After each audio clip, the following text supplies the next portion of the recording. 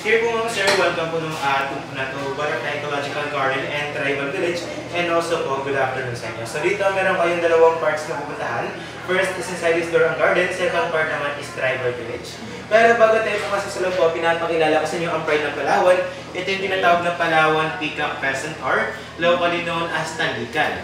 Yung kulay blue na yan, yung lalaki tinatawag na peacock. Yung brown naman po sa kabila, yun naman yung babae tinatawag na pigeon.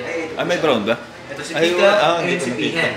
And as you can see, maliliit sila pero hindi po yung mga babies. Yan ay adult na or fully grown size kasi nga native sila na uri ng peacock. Yung mas malaki na kadalasan nakikita nyo, yun po imported na dahil nga ibang bansa sila. So ito naman endemic or sa Palawan lang yung makikita. At yan din po ay tinaguri ang pinakamaganda sa 8 uri ng mga ibon na mahabang balahibo or pheasant peacock. Kaya yan na rin yung naging official seal or logo ng Puerto Princesa City since 1970. At itong lalaki na ito, nag-open siya ng feathers po yan. Pero pag nanliligo lang kay babae or for mating purposes. At ngayon po, endangered na rin sila dahil nga sa panguhuli. Pero at least here, we raise awareness para protektahan sila at binibreed namin in captivity. Sige po. So after po niyan, pasok sa room ng garden para mag-take niyo ang welcome picture. Left side lang po na para sa welcome picture, sir. Kung na to, since this place is called Ecological Garden, hindi lamang butterfly ang makikita nyo kasi nga meron tayo dito mga preys and predators. So kung gusto nyo mag-picture or video, okay lang po yun. Picture mo na kayo sa Peacock Mango. Baka gusto nyo po. Okay.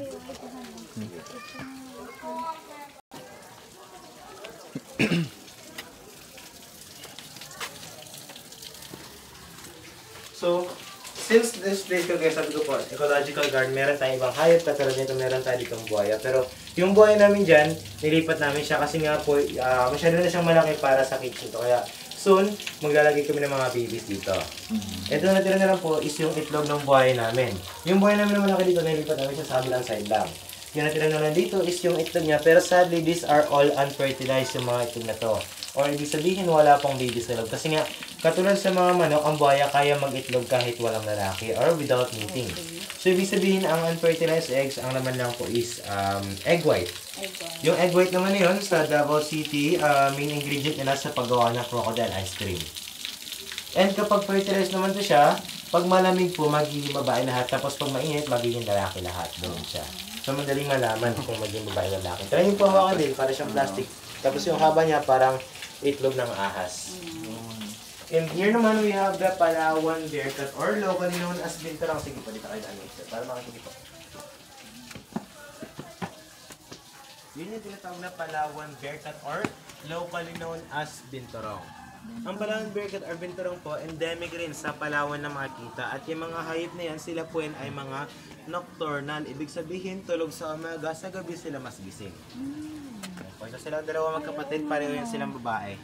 Yan po sila ay cute din, adorable, pero aggressive creatures po yan or nangangagat sila. Yes po ma'am sir. At sila yan ay kamukha ng musang or civet cat. Ayun, tatanungin ko sana kung musang eh. Iba rin po yung musang sir. Iba yung musang. Apo, yung musang po, mas maliit yon, tsaka mas dark yung kulay. Tsaka yung musang, kumakain ng coffee beans. Tapos yun din yung dinodumi niya, yun yung kinukulik ng ginagawang civet coffee. Yung pinakamasarap at pinakamahal. So, meron po tayong civet coffee dito. So, kung gusto niyo try yun, meron tayo sa our kitchen sa exit po. Meron tayo doon 3 klase na civet coffee na galing po ng Davao, Cotabato at Palawan civet coffee. So, kasi pala naman. Kaya kasi sa babae.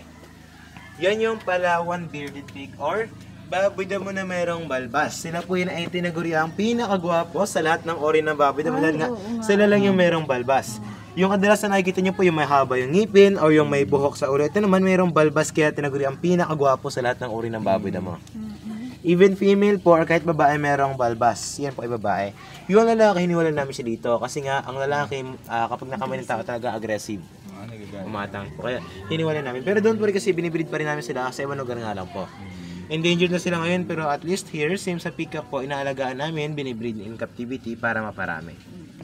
So, yun po ay na-endangered dahil sa laging hinahunt dahil sa karne kasi mas malasa daw kaysa sa baboy na inaalagaan kasi nga wala silang taba. 7 klase lang ng butterfly. Yung 7 klase na yun is, dito po sila makikita niyo iba. Yung 2 klase nga lang is hindi ko gumawa papakita sa inyo. 5 klase lang sila dito sa baba po. Silipin natin yung... Bago gusto mo na mag-picture sa may peacock, meron tayong peacock po dyan. Ay, butterfly wings po. Butterfly na yun. Sige. Laging dito na mayroong sugar solution. So, kinakain, or sinisip-sip mo na yung saging niyan. And then, ito naman po yung mga butterfly na to. Yan po yung mga butterfly namin na binibreed niya. Mas marami sila ngayon, yung mga blina or blue moon. So, sa butterfly, madali nyo malaman kung yan ay mga lalaki or babae. Kasi ang lalaki, mas maganda yung kulay nila kaysa sa babae. Ang babae, hindi masyado, pero mas malaki naman yung pakpak. Ganun po yung kaibahan. Hindi yan meeting. Ito po. Yung meeting ng butterfly na yan, nagtatagal po ng isang araw.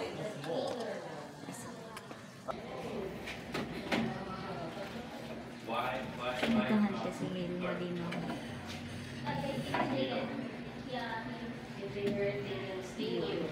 So, and then aside from dead skin, kung ano naman ay babae. At yung color orange naman po, yun naman ay swordfish. Ibang klase sila ng gapi. And then here naman, so, titusia yung kulay orange na butterfly. Ito yun sila. So, yung texture nito, para siyang rambutan. Try niyo po i-touch sir. Okay, try niyo po ma'am. Para siyang rambutan ito ma'am. So then after nito, they will turn into pupa or chrysalis. Katulad na sa ilalim ng pupa. Ayun po sir, naging pupa na. So after po niyan, kinukulik na ng breeder namin bago binibigay niya sa amin. Kami naman po yung nagdidikit dito sa kanilang third stage. Ito po sila lahat sir. If they're already black, it means they're ready to hatch. Yeah. But before this, I will have the caterpillar there too. We have the second stage and the first stage, which is the eggs in the caterpillar. Okay, this is the last stage. Yeah, this is the last stage. This is the third stage. And This is the third stage of butterfly. So first are the eggs, again, second caterpillars, third are the pupa. So we have here, these are the pupas of butterflies. These ones are newly harvested pupas. These ones are harvested yesterday. We just put them here one by one with a small amount of rugby. We just put them here. Mga scorpions, sila po yan ay living animals na pala. One was once connected sa Malaysia. So, here po, ito mga scorpion na to, sila po yan ay pa rin yung makakagising po, ma'am sir. Dito po tayo sa kabila po.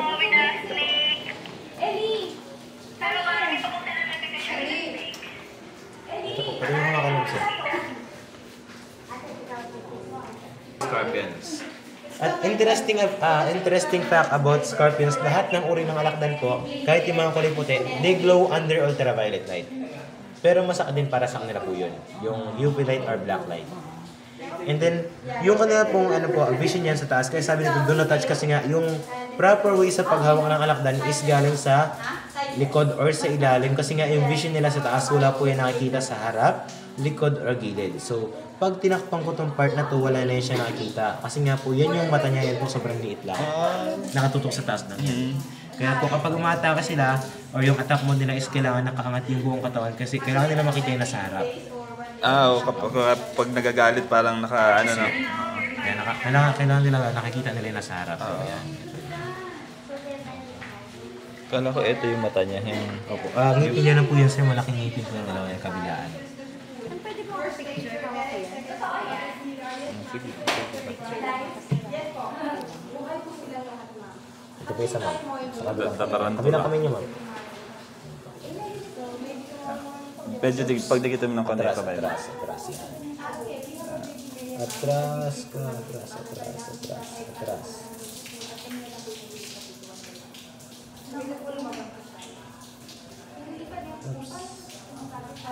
Adjust ka ng konti dito. Ayan. Para, ayan. Yan, ako. Okay.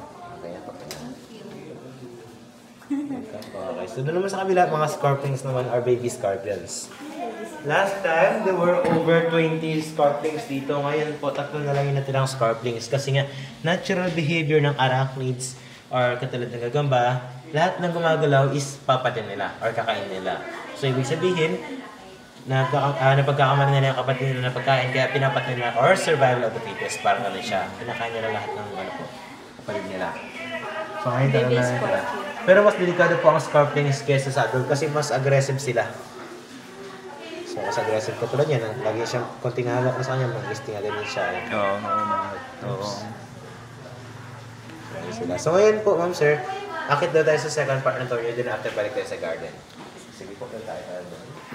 Later, balik tayo dito. Bagay na ba? No, sir. Free po lahat. Nakadepende rin po. Pero ito sa akin pala po yung...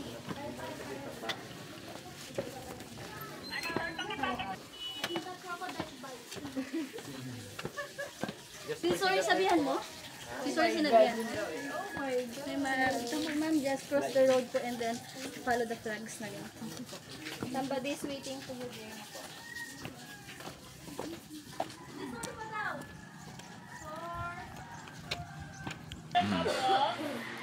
Nakikita tayo.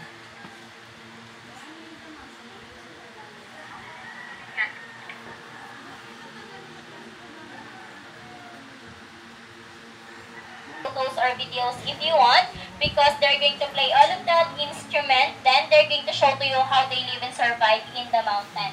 So ma'am sir, I will be your interpreter since the Palauan tribe have their own dialect, which is Palauan, same as a tribe name. So here in mainland Palawan, we have three major tribes. First, the Tagbanwas from central to north. Second is the Batak from north to Puerto Princesa City, and the third are them. So they are the Palauan tribe. They came from in the southern part of Palawan. So since 1976, different families of the tribe that coming and visiting to this place. So since 1976, this place became their temporary home or shelter.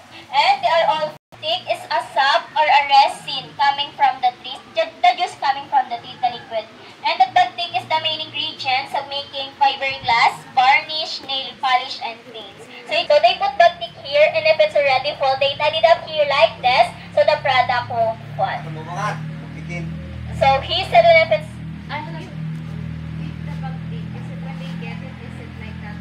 Yes po, it's already hard enough. Yes po.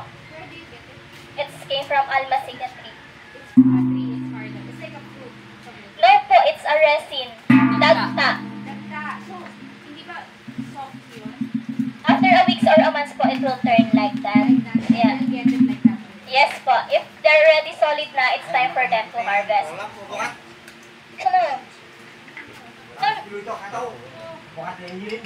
So, aside from shoulder strap, they have head support too, and also gimbal. So, gimbal is made out of hollow wood that they carve, and then on top, they put animal skin. They also have an agong-agong, the bigger one, so the smaller one, they call that sanang. And now, they're going to play all of that instrument in the set called basal or basal set.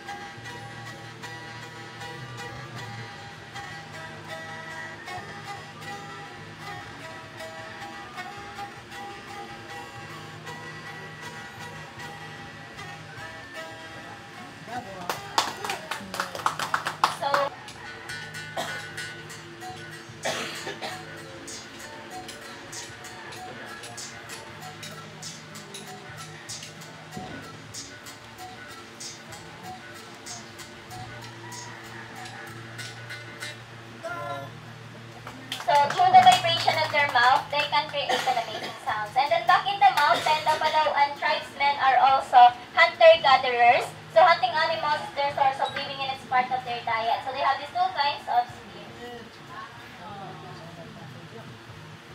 So,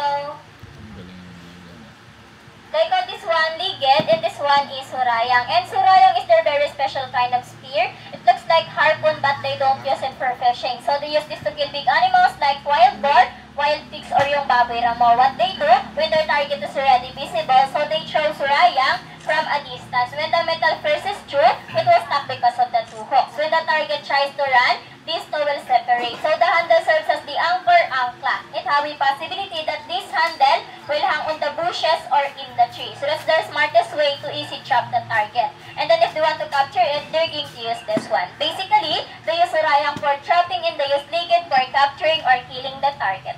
And then back in the mountain, the Balawan tribe, they don't use bow and arrow. So they have their own blow pipes or blow darts. So kung in their dialect din sumpit in Tagalog. Because in the mountain, usually, they hunt birds or squirrels. So as a hunter, they have their own way how to copy the sounds of their target. So they have a small piece of bamboo by using that they can imitate the sounds of birds and squirrels. Tampios!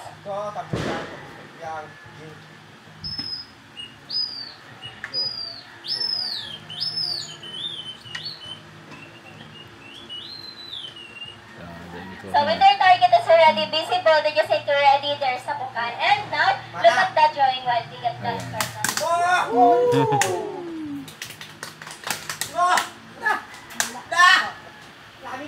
Puro ulo ah. According to the tripod, they can hit farther than that. They can hit 30 meters away by blowing. And whenever you have big animals in the mountain, they put poison for every tip of their darts. So their poison is coming from plant. And the main ingredients of their poison is this plant. So they call this plant dita. They just collect the sap or the resin of that plant, yung dagta. Then they mix it with other plants. They cook it in a slow fire to make the poison effective. That poison is powerful. Once they start sweet poison, the target will die after a few minutes. They wash it with running water. They cook the meat so that they can safely eat that. But when they accidentally hit human, it's either you or them just say goodbye. So there's no antidote to the poison that they made until now. So here po, yes po, even though humans. So here po, they don't need to shoot animals because we have there our donation boxes for the sustainability of this project. If you purchase their product at the souvenir shop, if you buy picture po sa garden, they have a share on that. So it is a good share. And here, they buy relative ones at the market. So now, he's going to show to you how they make fire in the mountain. So as a tribe, they have their own way, and the process is called santikan. Santikan means friction. It's going to make fire by using a piece of metal, flintstone, or buhay na bato in their native cotton. So when the smoke is already visible, he's going to transfer it in the dry grass. Then he just needs to blow it harder to make bigger fire.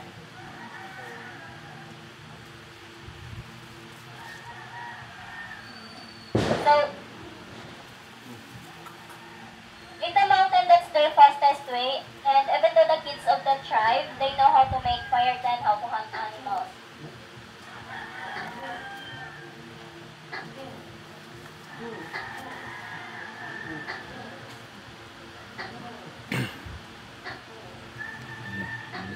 So in the mountain po, they don't need matches or lighters or kahit wala po sila nun, they can still make fire pa din. By the way po, they just come and go. If they want to go back home, they can go back home naman. Yes po.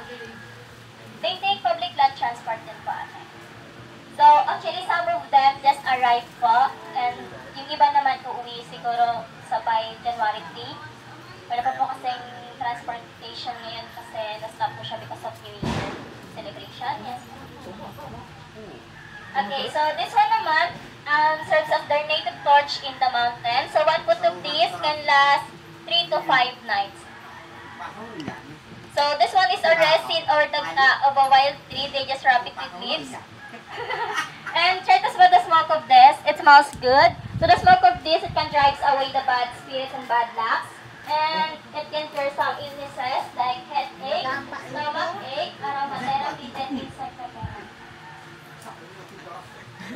So if you want to know more information about the tribe, at the back we have a lot of information. We have there our donation boxes for the sustainability of this project. Then later, you can drop at that souvenir shop ma'am. So if you're a coffee lover, you can try and purchase the Sebet coffee from the books of Sebet Cat. And now, I'll give you time to take photos now with them. Then you can hold their pet. Their pet is a non-venomous snake. We also have our fishery photographer here at the tribal village. So we have Kuya Pani and Ala.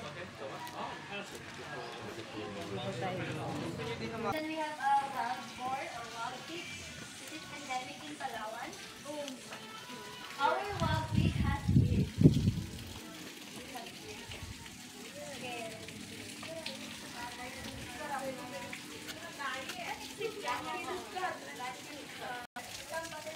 Entrance exit. Dito ba siya? Diyan yata.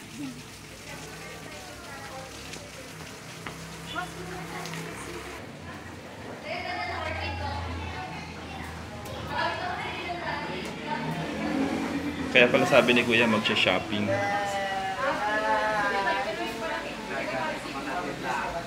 mga red magnet ko yun.